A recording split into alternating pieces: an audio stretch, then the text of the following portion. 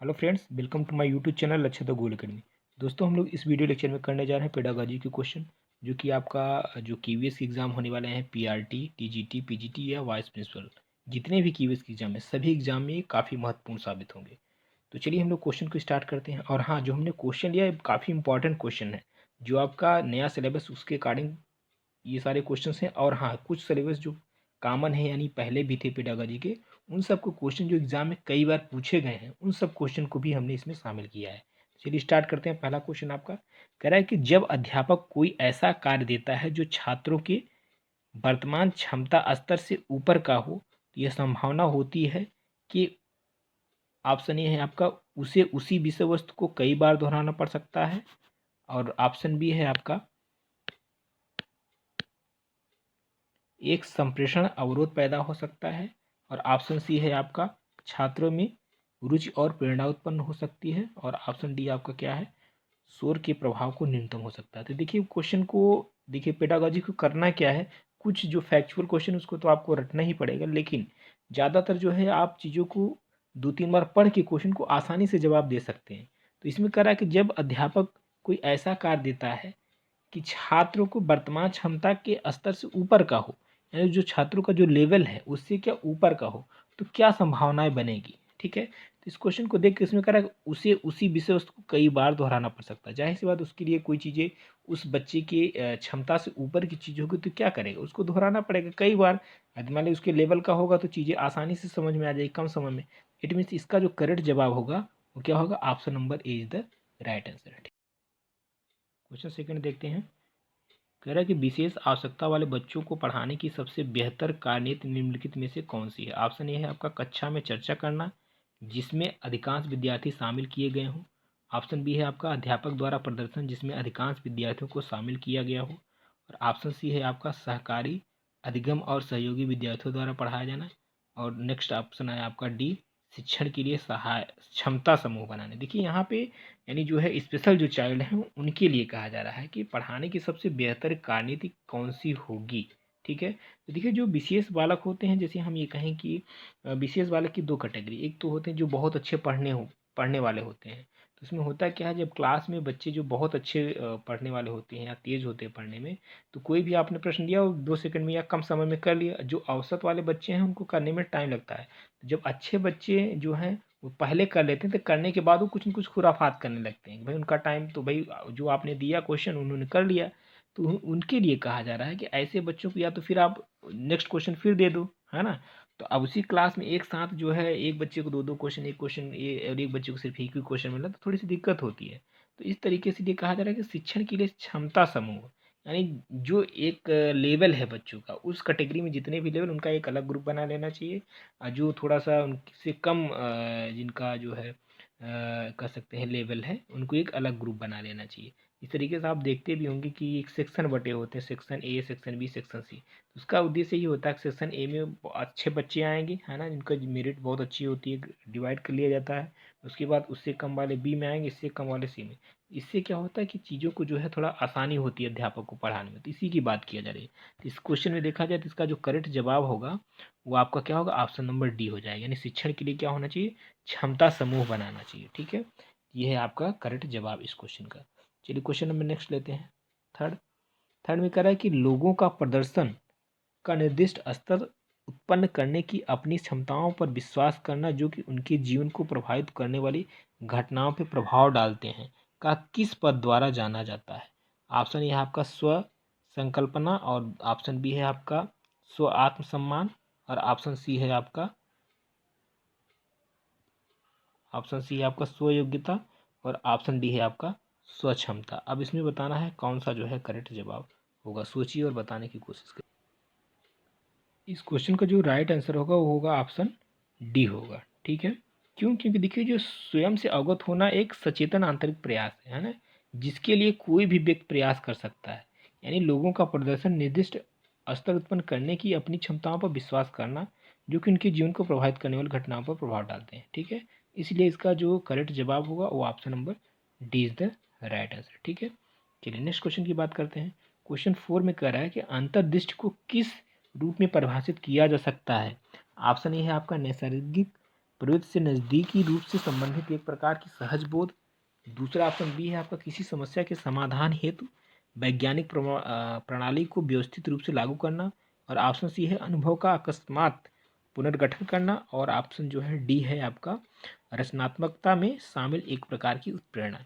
देखिए आपको याद होगा ये जो कोहलर का था जिसमें चिंपैंजी बंदर पर उन्होंने एक प्रयोग किया था, तो उसी का था यानी अंतर्दृष्टि सिद्धांत। ठीक है, तो उसमें क्या कहा जाए चीज़ों को जो है जैसे उसमें ना जब प्रयोग कर रहे थे तो बंदर के पास एक केला रख दिए थे और वहाँ पे एक स्टिक रख दिए थे। तो अब थोड़ा सा जो है उनके केला जो है बंदर के पहुँच से थोड़ा दूर था, लेकिन उसके माइंड में तुरंत एक क्लिक किया कि भाई डंडे से हम उसको खींच सकते हैं। ठीक है, तो उसी की बात करें यानी अनुभव का अकस्मात पुनर्गठन है ना, उसी को हम लोग क्या बोलते हैं अंतर्दृष्टि। ठीक है, इसका जो करेक्ट जवाब होगा होगा क्या होगा option number C is the right answer हो जाएगा। ठीक है, तो ये चीज़ें हैं, ये सब सारे जितने भी ये सिद्धांत है शिक्षण वाले ये सारे बहुत ही इंपॉर्टेंट हैं, इसको आपको आना चाहिए। ठीक है, चलिए क्वेश्चन नंबर नेक्स्ट की बात करते हैं 5। एक देसी शिक्षण सहायक सामग्री कैसे नहीं होनी चाहिए या कैसे नहीं होती है। ठीक है, तो इसमें कह रहा है कि एक देसी शिक्षण सहायक सामग्री कैसी नहीं होती है, तो महंगी है आपका कि दूर संस्थानों से लाई गई सामग्री से निर्मित स्थानीय तौर पर विकसित प्रासंगिक। तो देखिए चीज़ आपको ध्यान रखना है जब भी पेडागोजी के क्वेश्चन करें वहाँ पे कुछ नेगेटिव चीज़ें हों उसको आप तुरंत पहले हटाना है। कह रहे सहायक सामग्री कैसी नहीं होती, तो जाहिर सी बात है ये महंगी नहीं होंगी। ठीक है, इसका जो करेक्ट जवाब होगा ऑप्शन नंबर क्या हो जाएगा option number A is the right answer. ठीक है, क्वेश्चन नेक्स्ट की बात करते हैं 6। स्पीयरमैन का बुद्धिमत्ता का सिद्धांत थांडाई के बुद्ध के सिद्धांत से संबंध ऐसा ही है। देखिए इसमें दो बातें छुपी है, दो क्वेश्चन क्या दो क्या तीन कर सकते हैं। पहला क्वेश्चन है कि यानी जो आपका स्पीयरमैन का सिद्धांत था बुद्धिमत्ता का सिद्धांत है ना, एक तो ये मिल गया। ठीक है, और दूसरा ये है कि थांडाई की बुद्धि का सिद्धांत है ना, ये जो स्पीयरमैन थे किस सिद्धांत के थे यानी द्विकारक सिद्धांत जिन्होंने दिया था। ठीक है, स्पीयरमैन ने क्या दिया था द्विकारक सिद्धांत दिया था, जिसमें से क्या था विभिन्न व्यक्तियों की जी कारक भिन्न भिन्न मात्रा में उपस्थित रहता, आपको याद होगा जो द्विकारक सिद्धांत की डेफिनेशन थी। वहीं थांडाई ने बुद्धि के बहुकारक सिद्धांत का प्रतिपादन किया था। ठीक है, थांडाई किसका किए थे बुद्धि के बहुकारक सिद्धांत का, और जो आपके स्पीयरमैन थे वो क्या किए थे द्विकारक। ठीक है, किसके किए थे द्विकारक सिद्धांत के प्रतिपादक थे।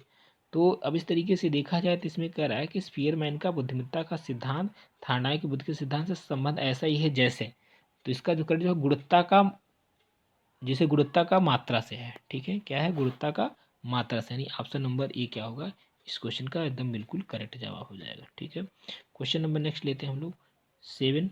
7 में कह रहा है कि पाठ्यक्रम बनाते समय निम्नलिखित में से क्या एक मानदंड नहीं है। ठीक है, क्या मानदंड नहीं है।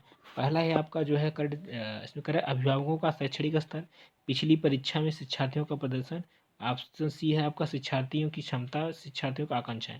देखिए अब पाठ्यक्रम तो बनाने के लिए यहाँ पे देखा जाए तो जो ऑप्शन में दिख रहा है ए अभिभावकों का शैक्षणिक स्तर की कोई ज़रूरत यहाँ पे नहीं है। ठीक है, पाठ्यक्रम का मतलब क्या होता है एक शिक्षा का आधार है जिसकी राह पर चलकर शिक्षा के क्षेत्र के उद्देश्यों की पूर्ति की जाती है ना, जिसकी राह पर चल के शिक्षा के उद्देश्यों की पूर्ति की जाती है। तो इसी तरीके से पाठ्यक्रम बनाते समय जो है जितने इसमें दिए ऑप्शन तीन तो मानदंड ठीक है ध्यान रखा जाता है इन सब बातों का, लेकिन अभिभावकों का शैक्षिक स्तर का इसका ध्यान नहीं रखा जाता। ठीक है, तो ये इसका करेक्ट जवाब हो जाएगा ऑप्शन नंबर यानी 7 का option number A the right answer. ठीक है, चलिए क्वेश्चन नंबर नेक्स्ट लेते हैं हम लोग 8 की बात करते हैं।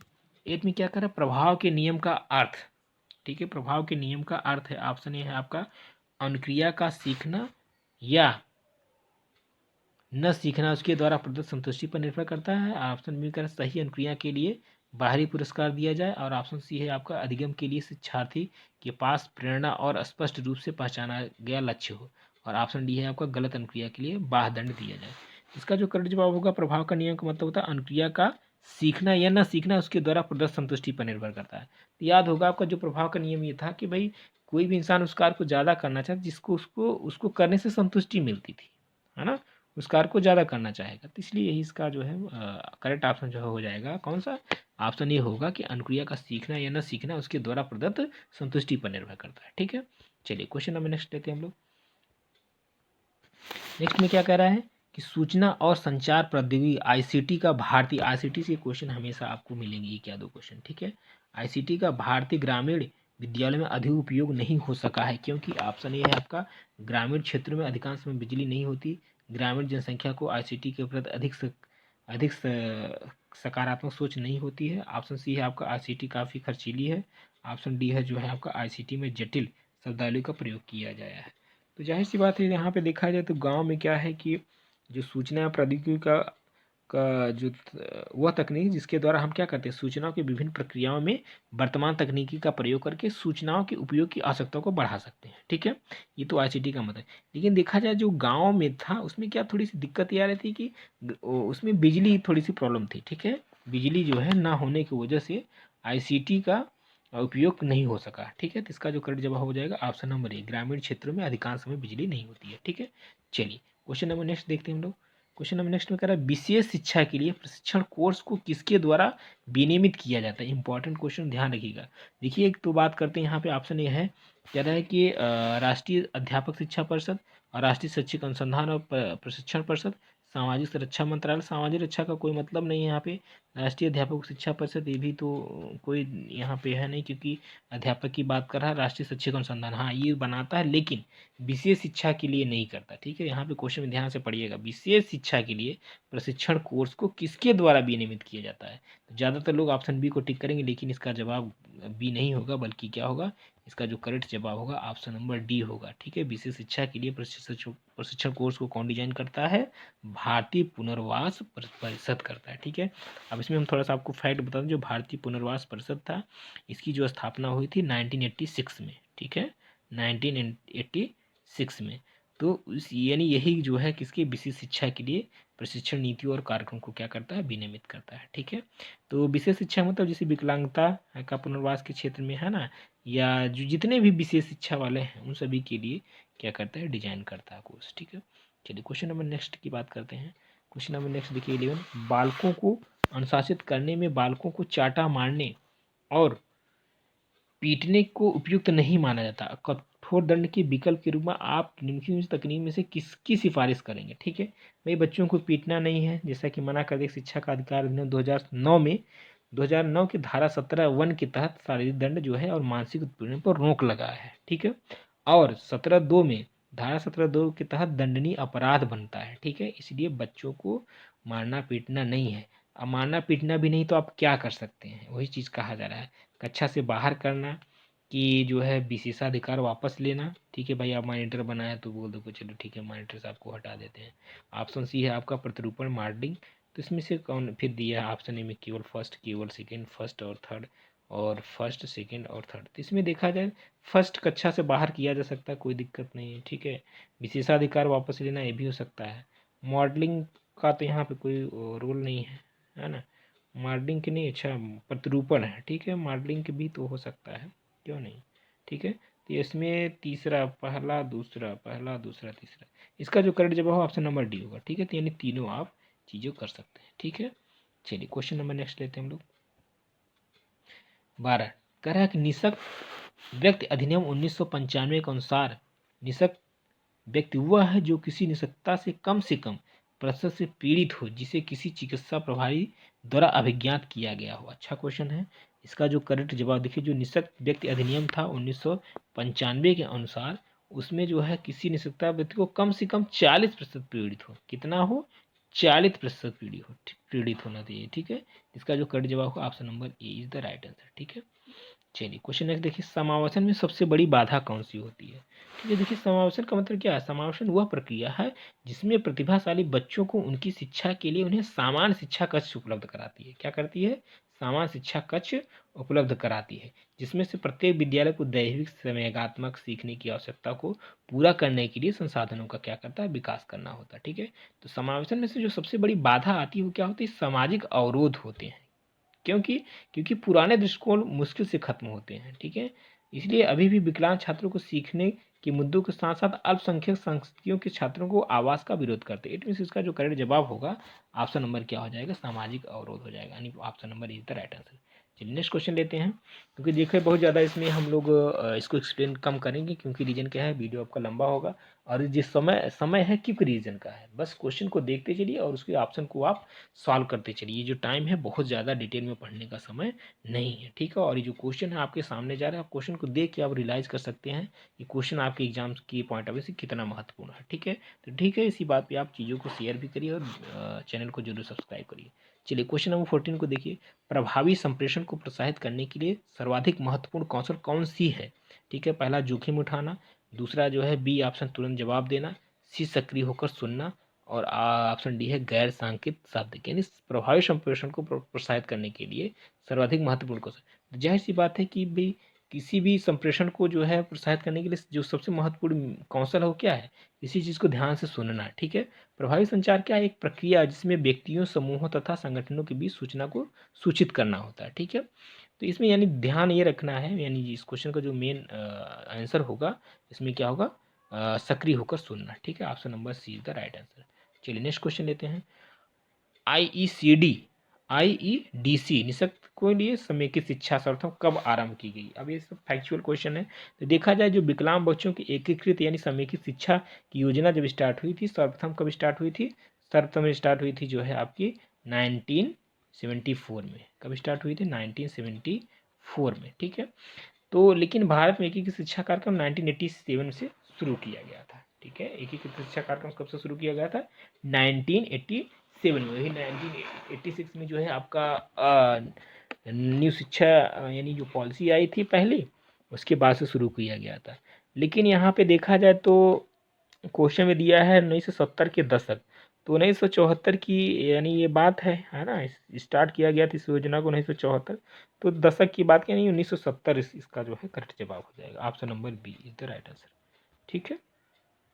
चलिए क्वेश्चन नंबर नेक्स्ट लीजिए, यदि आपकी कक्षा में कोई छात्र अपने बाएं हाथ का प्रयोग करता है तो आप एक अध्यापक के रूप में क्या करेंगे, बताइए।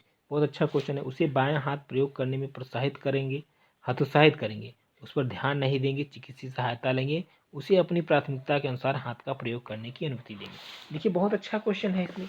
अब इसमें कोई बहुत रटने की ज़रूरत नहीं है, इसमें किसका क्या जवाब करेक्ट होगा। भाई वो अपने हाथ से उसमें बाएं हाथ से लिखने में कंफर्ट फील कर रहा है, तो बच्चों को क्या करने देना चाहिए, उनकी पसंद से जो है उनको लिखने देना चाहिए। इसलिए इसका जो करेक्ट जवाब होगा ऑप्शन नंबर क्या हो जाएगा, D is the right answer, ठीक है। इस क्वेश्चन का करेक्ट जवाब क्या हो जाएगा, option number D is the right answer, ठीक है। चलिए यानी उसे अपनी प्राथमिकता के अनुसार हाथों का प्रयोग करने की अनुमति दे देना चाहिए। अगला क्वेश्चन देखिए, कह रहा है कि दृष्टिबाधित बालक किसकी सहायता से अधिकाधिक सीख सकता है, ठीक है। पहला है आपका स्पर्शनीय आदानों से, बी है आपका गतिबोधक प्रणाली से, सी है आपका श्रवण प्रणाली से और डी है आपका अधिगम साधनों से। तो अब देखा जाए यहाँ पे, अब दृष्टिबाधित बालक है तो इन्हीं के लिए तो जो ब्रेल लिपि को किया गया था ना, है ना, जिसको छू करके, बिंदियों को छू करके स्पर्श करके पढ़ा जा सकता था। तो अब ये सी बात है, यहाँ पे कौन सा ऑप्शन करेक्ट होगा, ऑप्शन नंबर ए करेक्ट होगा, यानी स्पर्शनीय आदानों से, ठीक है। नेक्स्ट क्वेश्चन देखते हैं, एक डिजिटल परिवेश में कंप्यूटरीकरण, दूरसंचार और मीडिया को मिलाने को क्या कहते हैं, ठीक है। तो अब यहाँ पे देखा जाए तो जो ऑनलाइन संचार का क्या मतलब होता है, यानी संचार वह संचार है जिसे इंटरनेट के माध्यम से संप्रेषक एक डिवाइस से क्या करता है, संदेश भेजता है और प्राप्तकर्ता दूसरे डिवाइस से उसे ग्रहण करते हैं, ठीक है। इट मीन्स इसका जो करेक्ट जवाब होगा यानी जो है ऑनलाइन कम्युनिकेशन के लिए, ठीक है। एक डिजिटल परिवेश में कंप्यूटरीकरण, दूरसंचार और मीडिया को मिलाने को क्या कहते हैं, ऑनलाइन कम्युनिकेशन कहते हैं, यानी option number A is the right answer, ठीक है। नेक्स्ट क्वेश्चन लेते हैं, करके सीखना और अपनी क्रिया के परिणाम का अनुभव कहलाता है, क्या कहलाता है भाई, करके सीखना, ठीक है। तो देखिए अब यहाँ पे इसका जो करेक्ट जवाब हो जाएगा, कर का सीखना यानी समस्या समाधान। करके सीखना मतलब कोई चीज़ है, जैसे सपोज करो कि भाई आप एक कैंडल जल रही है, अब कोई छोटा बच्चा है उसको नहीं पता है कि इसको छूने से हाथ जल जाता है, तो उसमें कहा गया, प्रकृतिवादी में यही तो कहा गया है कि बच्चों को जो है करके सीखना चाहिए, ठीक है। तब वो जल जाए, हाथ लगा के जब जलेगा, या कहीं मिर्च है, छोटी मिर्च रखी है, कोई बच्चा है अभी इसको पता नहीं उसके टेस्ट बारे में, तो एक बार कहता है, इसके रूसो कहते हैं कि भाई इसको खाने दो, जब वो तीखी लगेगी तो फिर दोबारा उसके पास नहीं जाएगा, ठीक है। तो ये चीज़ें हैं, तो इट मीन्स यहाँ पे समस्या समाधान इसका जो है क्या है, करेक्ट ऑप्शन हो जाएगा, ठीक है। तो यही चीज़ कह रहा है कि समस्या समाधान विधि में क्या है, अधिगमकर्ता जो है समस्याओं को हल करके सीखते हैं, है ना। वे कार्य करके, देखकर, समझकर और परिस्थितियों को विश्लेषण करके सीखते हैं, जो कि अवधारणा की एक समग्र समझ को विकसित करता है। ठीक है, तो option number D is the right answer. ठीक है, चलिए नेक्स्ट क्वेश्चन लेते हैं। कह रहा है कि पाठचर्या उपागम में किस उपागम में विद्यार्थियों को अधिकतम स्वतंत्रता मिलती है। ठीक है, किस उपागम में विद्यार्थियों को अधिकतम स्वतंत्रता मिलती है। विषय केंद्रित उपागम, अध्यापक केंद्रित उपागम, और आपका जो है ऑप्शन सी क्रिया केंद्रित उपागम कि अनुभव केंद्रित उपागम। इसका जो करेक्ट जवाब होगा वो क्या होगा, क्रिया केंद्रित उपागम। क्यों, देखिए क्रिया केंद्रित उपागम जो है एक कार्य आधारित उपागम है। ठीक है, जहाँ विद्यार्थियों को अधिकतम स्वतंत्रता मिलती है। ठीक है, यहाँ उनके पास स्वयं की बुद्धि और अनुभव के आधार पर कार्य कला को करने की क्या होती है, स्वतंत्रता होती है। ठीक है, इसलिए इस क्वेश्चन का जो करेक्ट जवाब होगा वो क्या हो जाएगा, क्रिया केंद्रित कार्यक्रम। ठीक है, क्या हो जाएगा, क्रिया केंद्रित उपागम। चलिए क्वेश्चन नंबर नेक्स्ट लेते हैं हम लोग। सतत और व्यापक मूल्यांकन CCE का मुख्य उद्देश्य है अध्यापक को पाठ्यक्रम पूरा करने में सहायता देना। ठीक है, बी ऑप्शन है आपका विचार प्रक्रिया पर बल देना और स्मरण पर बल देना, और ऑप्शन सी है आपका बालकों की प्रगति से माता पिता को संतुष्ट करना। ऑप्शन डी है प्राधिकारियों को विद्यालयों की कार्यकारिणी या कार्यकरण की निगरानी करने में सहायता देना। इसका देखिए जो करेक्ट जवाब होगा ऑप्शन नंबर बी होगा, है ना। क्योंकि जो सतत व्यापक मूल्यांकन को जो है कक्षा 1 से 10 तक 2009 में शुरू किया गया था, जिसका उद्देश्य यही था कि विचार प्रक्रिया पर बल देना और स्मरण पर कम बल देना। ठीक है, स्मरण पर कम बल देना। इसमें कह रहा है कि और एक चीज़ देखिए, जहाँ पे भी स्मरण पर कम बल देना है, यानी रटने की चीज़ों को बढ़ावा नहीं दिया जाता, तो जरूर उसमें वही ऑप्शन हम लोग टिक करते हैं। ठीक है, तो ऑप्शन नंबर बी क्या हो जाएगा, इस क्वेश्चन का जो है जवाब हो जाएगा। ठीक है, चलिए क्वेश्चन नंबर नेक्स्ट लेते हैं हम लोग। कई वर्षों में एकत्र किए गए मात्रात्मक गुणवत्तापरक आंकड़ों के आधार पर मूल्य निर्णयन अथवा महत्व आंकने की प्रक्रिया क्या कहलाती है। तो जाहिर सी बात है, तो हम लोग क्या करते हैं, मूल्यांकन करते हैं। ठीक है, क्या करते हैं, मूल्यांकन। मूल्यांकन मतलब क्या, मूल्यांकन एक ऐसी प्रक्रिया जिसके द्वारा अधिगम परिस्थितियों तथा सीखने के अनुभव के लिए प्रयुक्त की जाने वाली सभी प्रविधियों की उपादेयता की जांच की जाती है। ठीक है, तो यानी इसका जो करेक्ट जवाब होगा ऑप्शन नंबर डी यानी मूल्यांकन हो जाएगा। चलिए नेक्स्ट क्वेश्चन लेते हैं। एक चयन परीक्षा में विभिन्न बोर्डों से पास हुए छात्र भाग ले रहे हैं, उनके उपलब्ध अंकों की व्याख्या करने की सर्वोत्तम तकनीकी क्या है। ये थोड़ा सा जो है फैक्चुअल क्वेश्चन, इसको ध्यान में रखिएगा। इसका जो है उनकी उपलब्ध अंकों की व्याख्या करने की जो सर्वोत्तम तकनीक क्या होती है, वो टी स्कोर होता है। Option number B is the right answer. Next question लेते हैं। स्वक्षमता की कम समझ वाले छात्र अपने खराब प्रदर्शन का कारण किसे बताते हैं। क्षमता की कमी, है ना, कि प्रयास की कमी, कि निर्देशकों को गलत समझना और पढ़ाने का प्रयास न करना। इसका जो करेक्ट जवाब होगा क्या हो जाएगा, क्षमता की कमी। Option number B is the right, B नहीं सॉरी ए होगा। ठीक है, चलिए नेक्स्ट क्वेश्चन लेते हैं हम लोग। अगला क्वेश्चन, जब कोई छात्र किसी ज्यामितीय आकार को सही तरीके से वर्गीकृत करता है तो वह किसका निर्देशन करता है। ऑप्शन ए है घोषणात्मक ज्ञान, ऑप्शन बी जो है स्व ज्ञान, ऑप्शन सी है जो है प्रक्रियात्मक ज्ञान, ऑप्शन डी है परिस्थिति ज्ञान। तो जब कोई छात्र किसी ज्यामितीय आकार को सही तरीके से वर्गीकृत करता है तो वो किसका निर्देशन करता है, तो वो करता है परिस्थिति ज्ञान का निर्देशन करता है। ठीक है, किसका करता है, परिस्थिति ज्ञान का। परिस्थिति ज्ञान का मतलब होता है कि कब और क्यों घोषणात्मक और प्रक्रियात्मक बल ज्ञान का प्रयोग करना है। ठीक है, यह छात्रों को रणनीतियों का उपयोग करते समय अपने संसाधनों को आवंटित करने की क्या देता है, अनुमति देता है, और यह बदले में रणनीतियों को अधिक प्रभावी बनने की अनुमति देता है। ठीक है, option number D is the right answer. Next question, विद्यार्थियों के सामाजिक विकास में किस संसाधन का कार्यक्षेत्र अधिकतम है। ठीक है, तो ये बड़ा अच्छा क्वेश्चन है। विद्यार्थियों के सामाजिक, यहाँ पे देखिए सामाजिक विकास यानी सोशल डेवलपमेंट की बात करें, जाहिर सी बात है समाज में रहेंगे तभी तो सामाजिक बनेंगे। ठीक है, तो option number C is the right answer. Next question देखिए, पाठ्य योजना के अनुसार पढ़ाते समय आमतौर पर अध्यापक किसे कम महत्व देते हैं। किसे कम महत्व देते हैं, तो यहाँ पे देखिए पहला ऑप्शन है क्या, पूर्ववर्ती ज्ञान की जांच, प्रेरणात्मक प्रश्न प्रस्तुतिकरण, ब्लैक बोर्ड। तो देखिए अब देखा जाए यहाँ पे तो इस पूर्ववर्ती ज्ञान, जाहिर सी बात है जब टीचर कोई आता है क्लास सबसे पहले क्या करता है, बच्चों को पूर्ववर्ती ज्ञान चेक करता है। प्रेजेंटेशन तो प्रस्तुतिकरण तो देता है, ब्लैक बोर्ड लेखन पे भी ध्यान देता है, लेकिन यहाँ पे एक चीज़ पे कम है, प्रेरणात्मक प्रश्न कम पूछते हैं। ठीक है, जिससे बच्चों को प्रेरणा मिले, इस चीज़ की चीज़ें जो है थोड़ी सी उस पर जो है अध्यापक कम महत्व देते हैं। ठीक है, चलिए नेक्स्ट क्वेश्चन लेते हैं हम लोग। किसी छात्र की जरूरतों को समायोजित करने के लिए मूल्यांकन सामग्री पाठ्यक्रम या कक्षा के वातावरण को समंजित करना ताकि वह उसमें भाग ले सके और शिक्षण अधिगम लक्ष्यों को प्राप्त कर सके कहलाता है। अनुकूलन कहलाता है कि आत्मसात्करण कहलाता है, रूपांतरण कहलाता है, व्यक्ति शिक्षा कार्यक्रम कहलाता है। तो इसका जो कर्ज वह अनुकूलन कहलाता है। ठीक है, यानी किसी छात्रों की जरूरत को समायोजित करने के लिए मूल्यांकन सामग्री पाठ्यक्रम या कक्षा के वातावरण को समंजित करना ताकि उसमें भाग ले सके, ये सब क्या कहलाता है? अधिगम के लक्ष्यों को प्राप्त करने के लिए अनुकूलन कहलाता है। ठीक है, इसका करेक्ट जवाब option number A is right answer. Next question, एक अध्यापक इस आशा के स्वीकार तरीकों से व्यवहार करने का सचेतन प्रयास करता है कि उसके छात्र भी इसी तरह व्यवहार करेंगे। निम्नलिखित में से कौन सा सिद्धांत अध्यापक के व्यवहार को स्पष्ट करता है? रूप देना, शेपिंग, है ना, और मॉडलिंग, और ऑप्शन सी है संकेतन देना, क्यूइंग और पुनर्बलन। तो इसका जो करेक्ट जवाब होगा वो क्या होगा? ऑप्शन बी होगा, यानी मॉडलिंग। देखिए, कुशल अध्यापक हुआ है जिसे अपने विषय का पूर्ण ज्ञान होता है। ठीक है, और उसे अपने व्यवसाय की प्रतिनिष्ठा होनी चाहिए। ठीक है, साथ ही अध्यापक एक क्या होता है? मॉडल होता है, जिसको देखकर बच्चों क्या करते हैं? उसको फॉलो करते हैं। कहते नहीं कि टीचर क्या होता है? एक रोल मॉडल के रूप में होना चाहिए, जिसको बच्चे क्या करते हैं? बहुत ही बारीकी तरीके से उनको ऑब्जर्व करते हैं। जैसा टीचर करते हैं उसी तरीके से बच्चे भी करते हैं, क्योंकि टीचर बच्चों के लिए क्या होता है? रोल मॉडल होते हैं। ठीक है, नेक्स्ट क्वेश्चन देखिए, छात्रों में पारस्परिक क्रिया को बढ़ावा देने के लिए निम्नलिखित में से किसका उपयोग किया जाता है?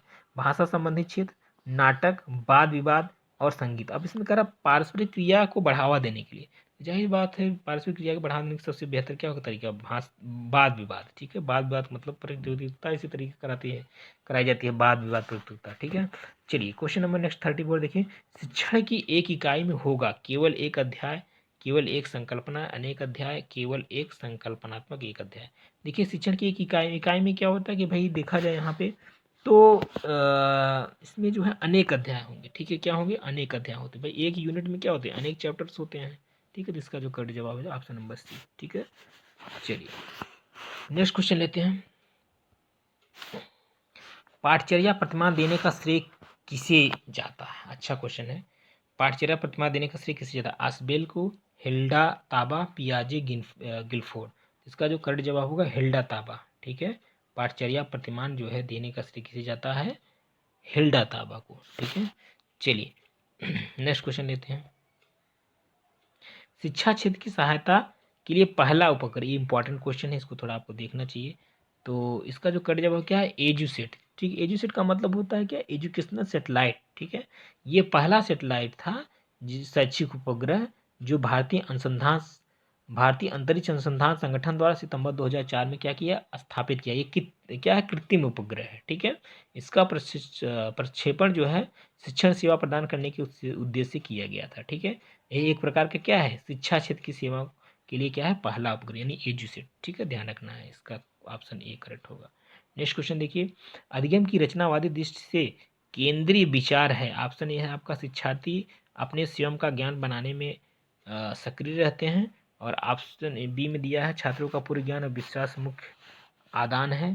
सी में है आपका अध्यापकों का संकल्पनात्मक ज्ञान गहरा होता है, और लास्ट है ज्ञान निर्माण में सामाजिक परस्पर क्रिया आवश्यक होती है। इसमें देखा जाए आपका पहला भी सही है। ठीक है, दूसरा भी ठीक है, और अध्यापकों का संकल्पनात्मक ज्ञान गहरा होता है, इसकी कोई तो ऑलरेडी उसका गहरा है तभी वो टीचर बना है ना। और इसका जो है लास्ट ज्ञान निर्माण में सामाजिक परस्पर क्रिया आ सकती है। ठीक है, यानी option number D is the right answer. ठीक है, इस क्वेश्चन का करेक्ट जवाब क्या होगा? Option number D is the right answer. चलिए नेक्स्ट क्वेश्चन लेते हैं। नेक्स्ट क्वेश्चन में कह रहा है निम्नलिखित में कौन सा विकासात्मक विकार नहीं है? विकासात्मक यानी डेवलपमेंट विकार नहीं है। वाचन वैकल्प और स्वलीन वर्णकम विकार, एचडी एडीएचडी और प्रमस्तिष्क घाट। देखा जाए इसमें जो विकासात्मक विचार जो है क्या है आपका? वाचन वैकल्प। ठीक है, ये इसका करेक्ट जवाब हो जाए, क्योंकि देखिए विकासात्मक विचार जो है शारीरिक से संबंधित होते हैं ना। शारीरिक अधिगम भाषा या व्यवहार क्षेत्र में से किसी एक दोष के कारण परिस्थितियों के एक समूह होता है। ठीक, जैसे कोई भी हो गया, स्पेक्ट्रम डिसऑर्डर है, ठीक है, सेरिब्रल पाल्सी है ना, ये सब क्या है आपके जो है उस टाइप के विकार है विकासात्मक। लेकिन जैसे आपका ये रीडिंग ऑप्शन जो है यानी जो है वाचन वैकल्प, ये सब क्या है? विकासात्मक विकार का कारक ये सब नहीं होते। ठीक है, चलिए जैसे सिंड्रोम वगैरह सब तो होते हैं, लेकिन वाचन वैकल्प नहीं होता। इस क्वेश्चन का करेक्ट जवाब आपका ये हो जाएगा। नेक्स्ट क्वेश्चन देखिए, समग्र मूल्यांकन का प्रयोग आमतौर पर किसमें नहीं किया जाता? ऑप्शन ये है आपका उपचारण में, ग्रेड प्रदान करने में, अगले ग्रेड में कछोन्नति में, वर्गीकरण में। तो इसका जो करेक्ट जवाब क्या होगा, उपचारण में होगा। ठीक है। सतत एवं समग्र मूल्यांकन, जिसको आप सीसीई बोलते हैं, छात्रों के विद्यालय आधारित मूल्यांकन प्रणाली को क्या करता है, संदर्भित करता है, जो छात्रों को विकास के पहलुओं को आवृत करता है। इसे एक सतत आधार पर पूरे अकादमिक वर्ष में वर्गीकरण ग्रेड प्रदान करने, अगले ग्रेड कछोन्नत आदि में सभी पहलुओं में छात्रों के विकास का क्या मूल्यांकन के लिए किया जाता है। लेकिन समग्र मूल्यांकन का प्रयोग हमेशा के किस्म के आमतौर में उपचारण में नहीं किया जाता है ना, इसलिए इसका करेक्ट जवाब option A is the right answer. ठीक है, तो अब यहीं पे वीडियो को हम रोकेंगे, क्योंकि बहुत ज़्यादा लंबा होने पे भी आप देखते नहीं। ठीक है, नेक्स्ट वीडियो हम लोग मिलेंगे, तो हम लोग कीवर्ड्स के जितने कॉमन वाले पोर्शन है सारे हम लोग इसमें करेंगे। ठीक है, चाहे हिंदी हो, चाहे इंग्लिश हो, चाहे कंप्यूटर हो, और जो है पेडागाजी के सेक्शन, सारे सेक्शन हम लोग करेंगे। ठीक है, धन्यवाद, थैंक यू।